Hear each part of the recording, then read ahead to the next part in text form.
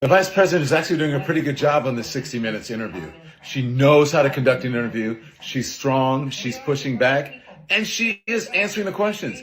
She should be out here more often doing exactly this. You gotta love Don Lemon, right? Because it's kind of like he's secretly working covert for the Trump-Vance campaign. His idea that Kamala Harris did great in this interview is warranted, though, because 60 Minutes showed a side of her that we were all missing. One that actually seemed much sharper and could answer questions off the cuff. The problem is that just like Don Lemon, we were lied to. Former President Donald Trump has accused the network CBS of editing Kamala Harris's interview, with one specific part of this interview being completely scrubbed and replaced with a different answer. It seems that Prime Minister Netanyahu is not listening. Well, Bill, the work that we have done has resulted in a number of movements in that region by Israel that were very much prompted by or a result of many things, including our advocacy for what needs to happen in the region. But it seems that Prime Minister Netanyahu is not listening. We're not going to stop pursuing what is necessary for the United States to be clear about where we stand on the need for this war to end. Now, many claim that Kamala Harris's team or CBS itself replaced the answer because of the initial word salad from the vice president, something that has been very prevalent throughout her term as the VP. It's a similarity that critics have found between her and incumbent President Joe Biden. But of course, CBS wasn't just going to let Donald Trump tarnish their reputation with the truth. No, of course not. Instead, they released a statement regarding the clear revision of Kamala Harris's answer. So here's what they had to say. 60 Minutes gave an excerpt of our interview to Face the Nation that used a longer section of her answer than that on 60 Minutes. Same question, same answer, but a different portion of the response. When we edit any interview, whether a politician, an athlete, a movie star, we strive to be clear, accurate, and on point. The portion of her answer on 60 Minutes was more succinct, which allows time for other subjects in a wide-ranging 21-minute long segment. Now, guys, before we dig any deeper into that, I want you to imagine what the left would say if Donald Trump was caught doing this on Fox News. What would the reaction be from mainstream liberal media? And would this kind of response even fly with people who hate Donald Trump? The former president called out CBS for their deceitful editing and demanded that they be taken off the air. He added that in normal times, doctoring the answer of a presidential candidate, it would end anyone's campaign. Donald Trump's rhetoric against CBS and their editing of Kamala Harris's interview, it drew the criticism of Federal Communications Commission Chair Jessica Rosenworcel. Now, according to her, these threats against free speech are serious and should not be ignored. In fact, the FCC does not and will not revoke licenses for broadcast stations simply because a political candidate disagrees with or dislikes content or coverage. So basically, in a nutshell, they're saying that Donald Trump calling out the news station for changing the answer of a presidential candidate is a threat to free speech. I can't even begin to comprehend how she got to this conclusion. She needs to have her head examined. Now, CBS and 60 Minutes have again gone on record to say that Donald Trump declined their invitation to an interview. But think about this for a second. If they could just edit Kamala Harris to when it comes to foreign policy, what would they do with Donald Trump? Will they just cut out parts of his answers so as to remove the context of his message and make him seem like a Hitler version 2, or even make him look stupid? I mean, it's not like they haven't done it before, right? Republicans forced to defend former President Donald Trump's controversial comment while discussing economic tariffs that there would be a bloodbath if he lost the 2024 election. We're going to put a 100% tariff on every single car that comes across the line, and you're not going to be able to sell those cars if I get elected. Now, if I don't get elected, it's going to be a bloodbath for the whole.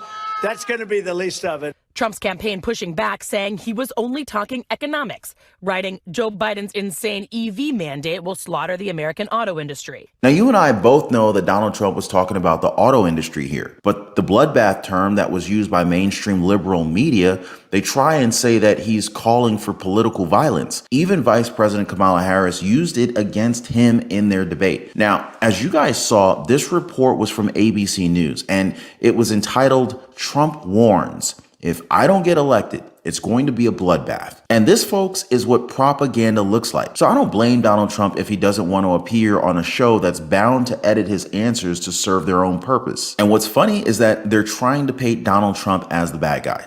CBS purposefully started their statement blaming Donald Trump, and they ended it the same way. It's kind of like saying, well, we wouldn't be talking about this if he didn't raise the concern in the first place. But are any of you guys concerned about the lies that we're hearing from mainstream media? And Trump's team is hounding CBS to now release the full unedited video, or at least a full transcript. They took the answer out in its entirety, and they put a completely different answer in that makes her look like she's normal, okay, which is about the best you're going to do. And I said, I think it's the worst thing she's done. Now, what we're doing is we're going to subpoena their records because we want to see how much else did she do. And I can tell you, I've done 60 Minutes many times, and they do with me different. They take sentences out. In other words, I'm more honored by that. But I'll have a paragraph that is a great paragraph, and they'll make it less good by just taking things out. To date, they have yet to do either, which brings up a very important question here. Why? Why is CBS News hiding full coverage of Kamala Harris's 60-minute interview? Is it because she did too good of a job? Or is it because it would prove what Donald Trump is saying, that they doctored her video to try and deceive the American people? Analysts from Fox News seem to have an idea as to why they're holding on to this interview with vice grips. This statement 60 Minutes issued is absolutely meaningless. The only resolution here is for the program to release the full transcript, release the hounds, release the interview in its entirety from start to finish. But the network won't do that. You know why they won't do that? Two reasons. One, the people that run that network want Kamala Harris to win and Donald Trump to lose. This ain't about journalism, it's about activism. And two, they know by releasing the transcript or the unedited video, it will likely show that on multiple occasions, this interview cut the guts out of the various word salad the vice president again served up. Her campaign now is only reduced to talking about Trump. It's not working. They're not giving people a compelling reason to vote for her. It's another reason why Donald Trump is not only winning this election as it stands right now, but perhaps is headed towards an electoral landslide. The media and shows like 60 Minutes, try as they might, can't save Kamala Harris right now. Not only is Trump outworking her, he is outmaneuvering her. I mean, look at Sunday. Works at a McDonald's. That was a masterstroke in retail politics. Then he does a 1-hour town hall in Lancaster. It was more than an hour, actually. Then he went to a Jets-Steelers game in Pittsburgh and was met with thunderous USA, USA chants. This is Donald Trump's race to lose, no question. What do y'all think on this? Is this the goal of CBS? I used to think that success was all about hard work, but no matter how hard I work, something was missing. Then I met somebody who showed me that the people around you make a huge difference in how far you can go. And that's when things started to shift for me. If you're ready for that shift, the Life Pursuit Network is here to connect you with people who are as serious about success as you are. It's about building relationships that help you to rise to the next level. For less than $1 a day, for less than a cup of coffee a day, you can join a community that is focused on elevating each other. Your financial future starts with the right connections. Make them today. Join us over in the Liberty Pursuit Network. Link in the description down below. Click the link today. And just recently, Detroit was ranked as the second least safe city here in our country. So I really don't think that she fully grasped the idea of having the entire country be like Detroit. That would be horrible. But it's not like these millionaires have ever stayed in touch with the reality that many Americans are facing today, which is why it's pretty easy for them to endorse just about anybody, because it's not like the presidency is going to actually affect their lifestyle. It's the normal, average, everyday American that suffers when leadership is based on feelings and not facts. But here's the thing, guys. Polling shows that more voters are realizing how good they had it 4 years ago. It's now forced a lot of people like Josh Shapiro to try and gaslight us into believing that Kamala Harris is the answer to our economic problems. More Americans feel as though President Biden's policies have hurt them rather than help them. So can you name one key policy difference between Vice President Harris and President Biden? How would her administration look different?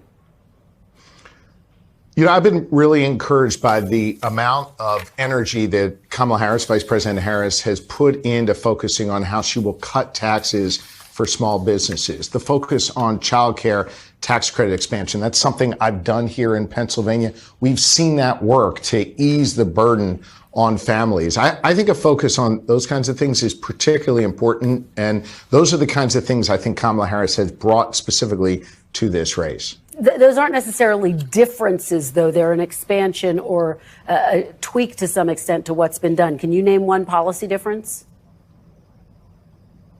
Well, listen, again, the contrast I am focused on, Kristen, is between her and Donald Trump. And on that, I think it is clearly different. I don't want to go back to Donald Trump when he was in charge of this country. Remember the record. I know there's still some people that have maybe a little brain fog. They don't remember what it was like. Under Donald Trump, you had more chaos, you had less jobs, and you had a whole lot less freedom.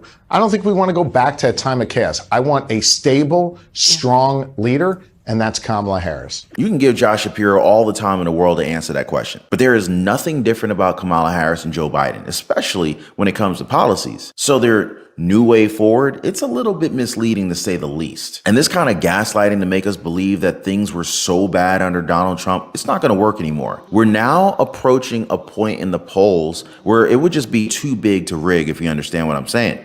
So here's the latest polling from Atlas Intel. Now, as you guys can see, Donald Trump is holding on to a 3-point lead at the moment, which is very bad news for Kamala Harris because she is supposed to be on top. There was so much positive momentum when she was announced as the presidential nominee. Y'all remember that, right? But as many of us predicted, her momentum was bound to slow down. And again, we're not going to be gaslighted on this.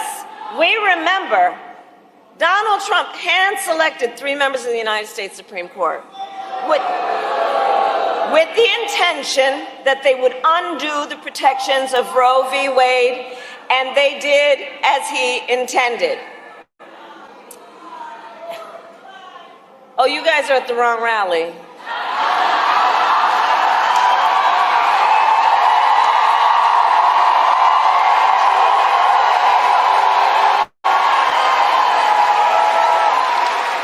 No, I think you meant to go to the smaller one down the street.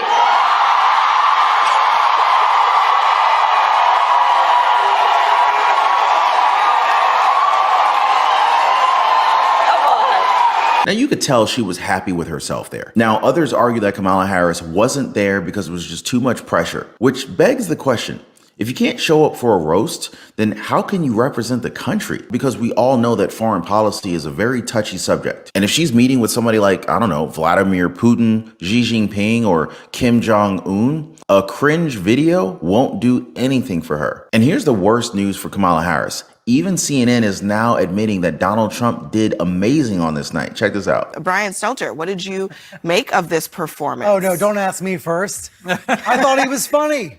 I thought he actually got a few great jokes in. I thought the best moment was we talked about the assassination attempts and made light of what he's experienced, because I think he's experiencing real trauma, real PTSD as a result of the shootings, but he's still able to have a light moment in this room. And he took advantage of the fact that Kamala Harris wasn't there. Your eyes did not deceive you guys. That was CNN's Brian Stelter praising Donald Trump. Now, I'm pretty sure that Vice President Kamala Harris regrets not going to this dinner now, but she's made her choice and she's gonna have to live with it. Now, speaking of which, she's made a very clear choice when it comes to illegal immigrants. The goal is to make them all citizens of our country. The former president is now leading the VP by 11 points with Latino voters, according to a new USA Today and Suffolk University poll. That same poll is showing Harris's support among black voters is reaching historic lows for a Democratic presidential nominee, with just 72% of likely black voters supporting the vice president.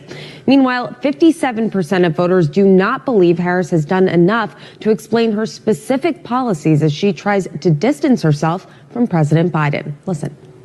First of all, I will say that it is a metaphor that is meant to also describe my intention to embark on a new generation of leadership.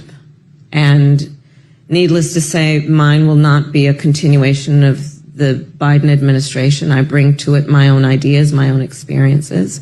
VP Harris will be in Washington, D.C. today and does not have any campaign events on her schedule. Meanwhile, Trump will be holding a roundtable with Latino leaders in Miami, Florida, before traveling to Greensboro, North Carolina for a rally. Trump spent yesterday in North Carolina as well, touring the devastation from Hurricane Helene before speaking to faith leaders. We have to stop it once and for all. We want a landslide that is too big to rig. Too big to rig. Early voting is underway, so you know what you have to do. So Christians, get everyone you know and vote. You have to vote, or we're not going to have the life that we should have, a life of prosperity and hope. a life of beauty. We're not going to have it. We're going to be fighting for our lives. Trump's rally in North Carolina today will be his fourth campaign event in the state in 48 hours. And guys, for people saying he's exhausted, it really does not seem like that. He's go, go, go until Election Day. We debate it out. Have good, vigorous debates. Have a good fight over policy. That's good for democracy.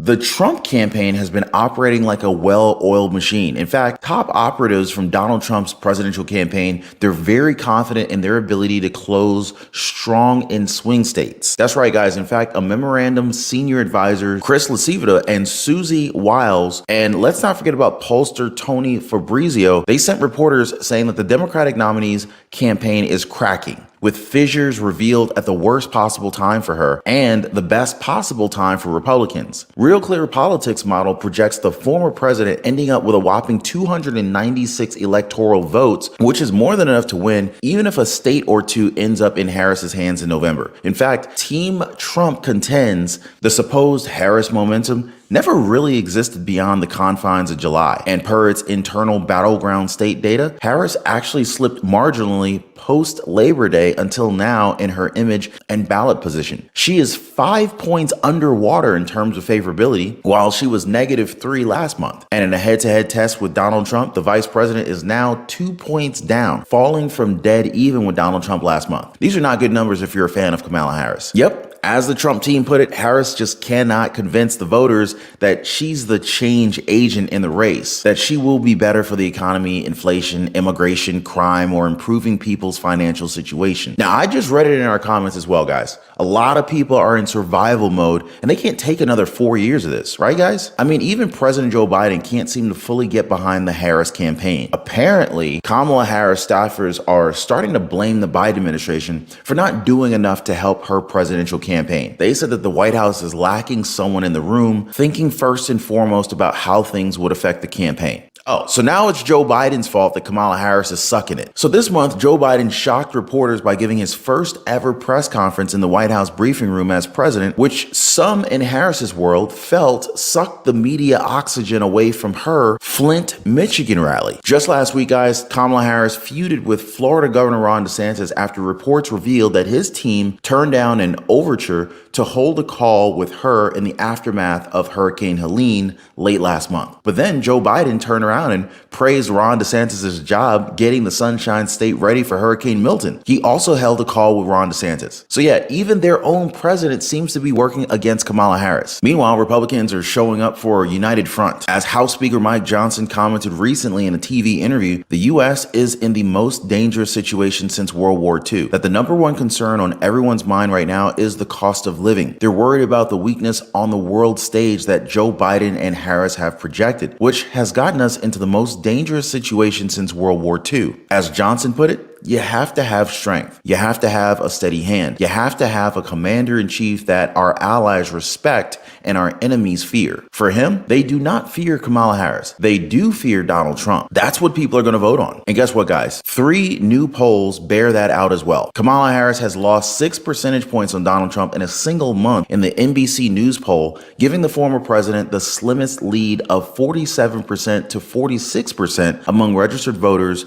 with third-party contenders included. A massive flip since last month. Harris scored 47% to Donald Trump's 41% in the same poll. A separate survey from ABC News Ipsos also showed voters moving in Trump's direction nationally, with Harris still up among likely voters 50% to 48%. But that's a pretty significant tightening from the 6-point edge Harris had scored in the last month among likely voters, 52% to 46%. Lastly, a CBS News YouGov poll found Harris ahead of Donald Trump nationally by 51 to 48% and up in the battleground state average of 50 to 49% among likely voters. Now that poll had Donald Trump gaining just 1 percentage point in the national matchup from where he was in the September poll, which had Harris up 52% to 48%. With the fresh batch of polling, Kamala Harris's lead in the Real Clear Politics aggregate of recent multi-candidate national polling has also slipped and now sits at 1.4 percentage points,